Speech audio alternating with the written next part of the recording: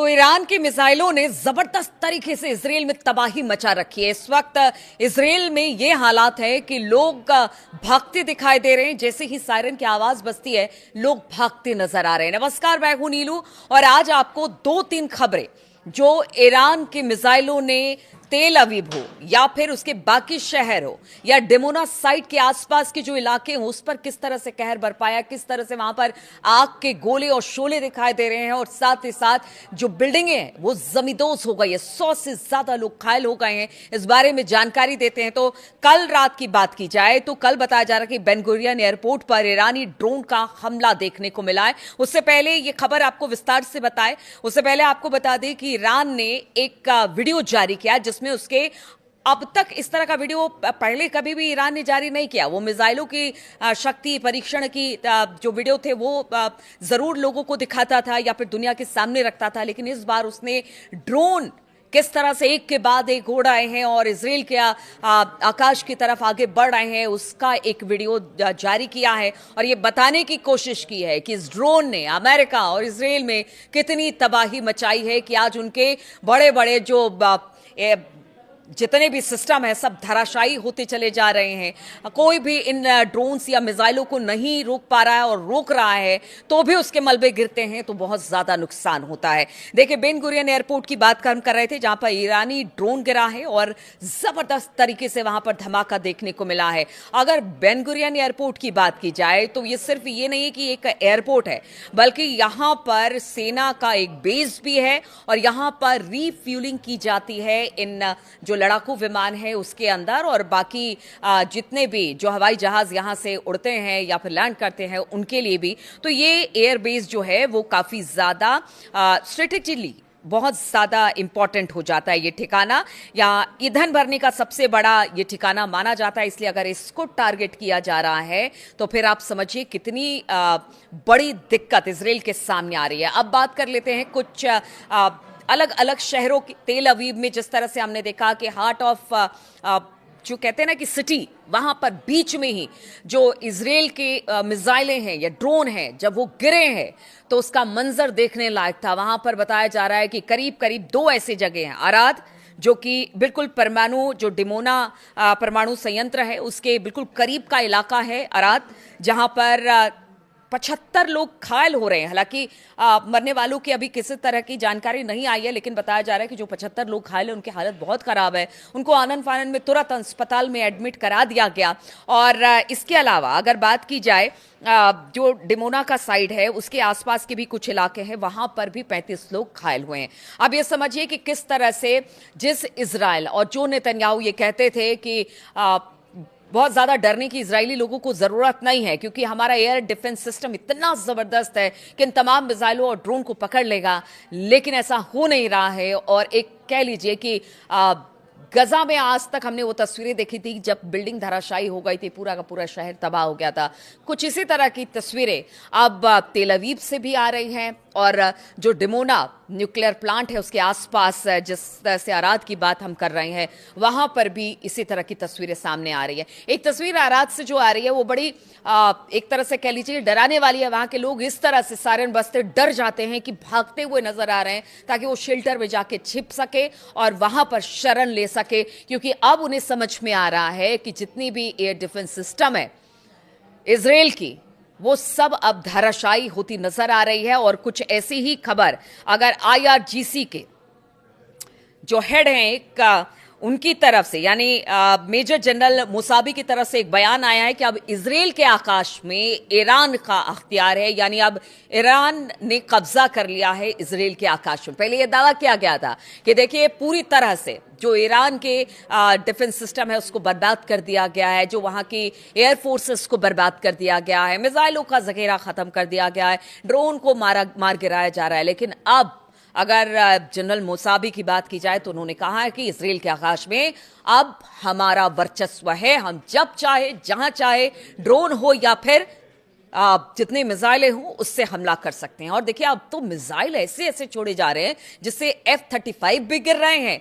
और आप समझिए कि कल अगर बात की जाए जिस तरह से एक मिसाइल छोड़ी गई और एयर डिफेंस सिस्टम इसराइल का और ईरान की जब मिसाइलें टकराई हैं तो वो नीला धुआं और वो जो कहते हैं ना कि ये स्पेस में वो सारी चीज़ें जो देखने को मिली है उससे ज़रूर अब इस बात की चिंता सताने लग गई है कि ये युद्ध कहाँ जाएगा।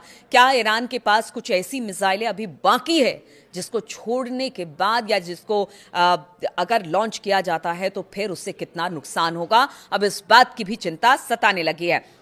अब एक ड्रोन की बात आपसे करते हैं। अराश 2 बताया जा रहा है, जो अराश 2 ड्रोन है वो इस वक्त इसराइल के लिए संकट का सबब बना हुआ है।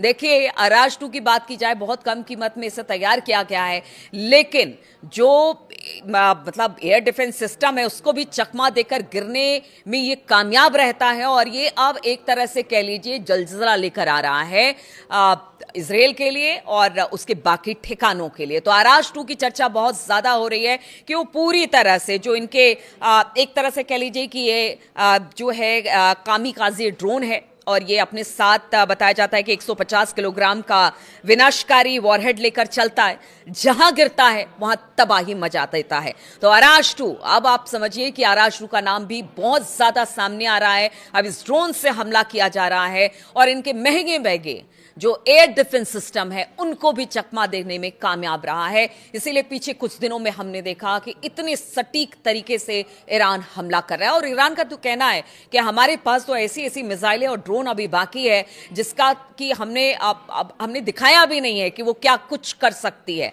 अब कुछ लोग हैं, कुछ एक्सपर्ट मान रहे हैं कि देखिए फेज 1, फेज 2, फेज 3 यानी 3 चरणों में तीसरा चरण आने वाला है। फेज 1, फेज 2 की अब हम बात कर लेते हैं कि किस तरह से ये युद्ध आगे बढ़ रहा है।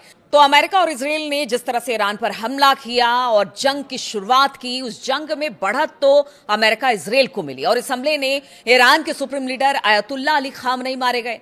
ईरान के कई सैन्य नेताओं को मारने की अमेरिका इजराइल की कामयाबी मिली। यानी ये फेज 1 की हम बात कर रहे हैं, जिसको लेकर अब जो वॉर एक्सपर्ट है, डिफेंस एक्सपर्ट है, वो भी इस बात को कह रहे हैं कि अब ये जो लड़ाई है वो तीसरे दौर में या फेज 3 में पहुंच गई है। इस दौरान पहले फेज की बात की जाए तो ईरान में बड़े पैमाने पर सैन्य बुनियादी ढांचे को तबाह किया गया अमेरिका और इजराइल की तरफ से, लेकिन फेज 2 आते आते लड़ाई में ईरान ने इन दोनों को हरा दिया। ईरानी मिसाइलों से मिडिल ईस्ट में अमेरिका के सैन्य ठिकानों को बुरी तरह से निशाना बनाया गया। हमने देखा किस तरह से चुन चुनकर अमेरिकी सैन्य ठिकाने या फिर उनके एम्बेसीज को निशाना बनाया गया। इधर इसराइल में भी तमाम ठिकानों को ध्वस्त किया गया। अमेरिका के एयर डिफेंस सिस्टम रडार को तबाह किया गया और इसराइल को भारी नुकसान इस फेज 2 में पहुंचा। ईरान ने हॉर्मुज स्ट्रेट को बंद करके डोनाल्ड ट्रंप को युद्ध से बाहर भागने पर मजबूर कर दिया। लेकिन अब कहा जा रहा है अब आ रहा है फेज 3 और इस फेज 3 में ये लड़ाई, ये वॉर और ज्यादा भीषण होगी।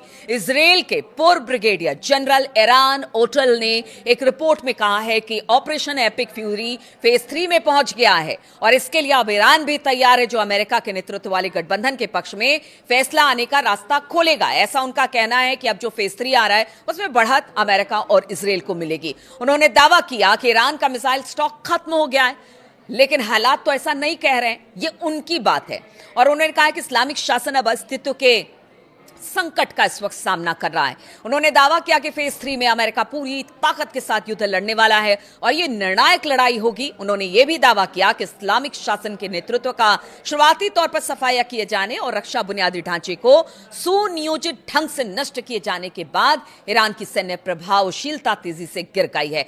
लेकिन जिस तरह के हमले पीछे कुछ दिनों में हमने देखा कि ईरान ने किए हैं, उससे तो यही लगता है कि अभी ये लंबी लड़ाई के प्लान में है और एक एक कर अपने पत्ते ईरान खोल रहा है। ऐसे में तीसरे फेज में किसको बढ़त मिलेगी? दावा तो दोनों तरीके से हो रहा है, लेकिन किसे बढ़त मिलेगी वो देखने वाली बात होगी। इधर ईरान मिसाइल की बात की जाए तो जो एक्सपर्ट हैं उनका कहना है कि भंडार खत्म हो रहा है और उन्होंने दावा किया है कि युद्ध के शुरुआती हफ्तों में अंधाधुंध हमले करने के कारण ईरान के घातक बैलिस्टिक मिसाइल और ड्रोन का स्टॉक लगभग खत्म हो गया है।